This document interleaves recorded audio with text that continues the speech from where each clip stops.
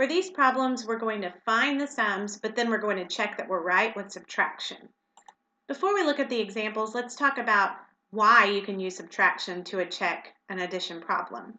And we'll do that by just making up a number sentence. So let's do 23 plus 15.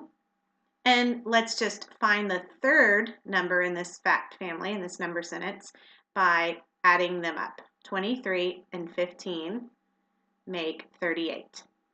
Okay, so if this is the fact family, and if you're right, if 38 goes with 23 and 15, then you can make another addition sentence, and you can make two more subtraction sentences. Remember, the largest number in the fact family goes all by itself at the end of an addition problem, but the same largest number goes at the beginning of a subtraction problem. So this 38 would go here, and the other two numbers, 15 and 23, would be in these spots. Now, if you do the subtraction, you can hope to get a certain answer right here. You can hope to get the third number in the fact family. So for this one, you've already used the 38 and the 15, so you can hope to get a 23 for this box. So when you do the subtraction, 38 minus 15, if you get 23, you know that you did your addition sentences correctly. And so we did get 23, so we know that that 38 was the correct answer.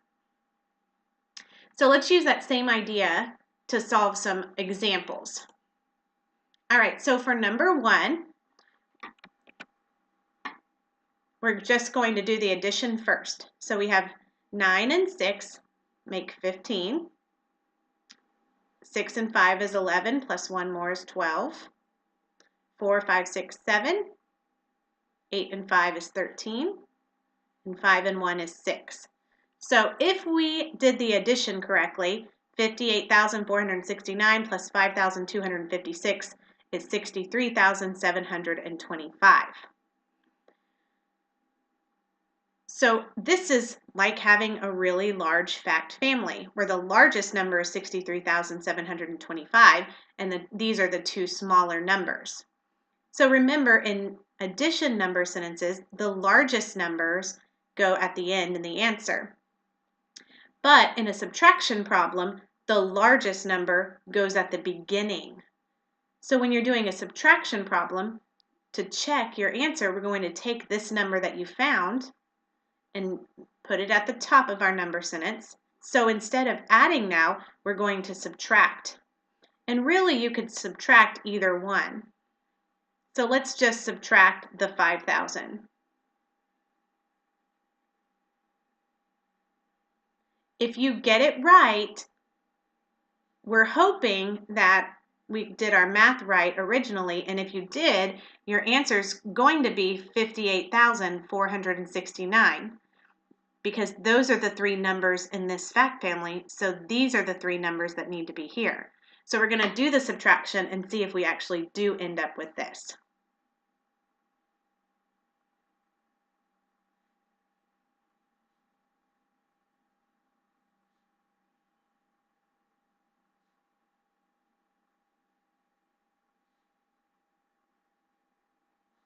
Okay, so we did our math and we did end up with 58,469. So now we know for sure that this was the right answer. So we checked that we got our original problem right by doing a subtraction problem.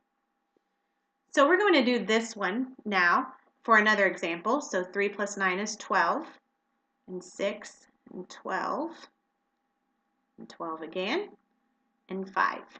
And now we have three parts of our number sentence.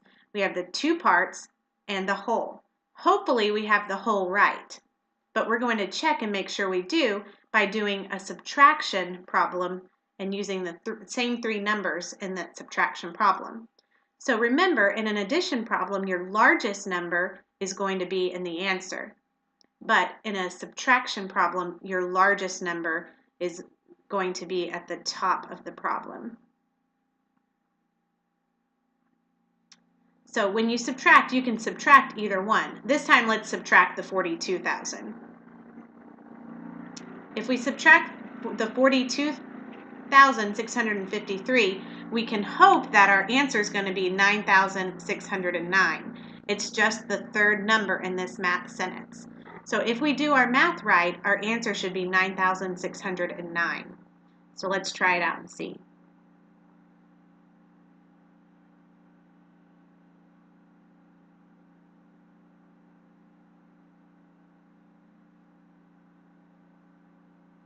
And we were right. This was the right answer because now we see when we subtracted to check, we still had 9,609. If you get the problem wrong initially, if you get your addition problem wrong, when you do your subtraction problem, it will be wrong as well. And that's your key and your clue to know that you did something wrong at first and you need to go back and just start over and try again. All right, you try to do some checking, and if you still need help, you can come back and rewatch the video. Good luck.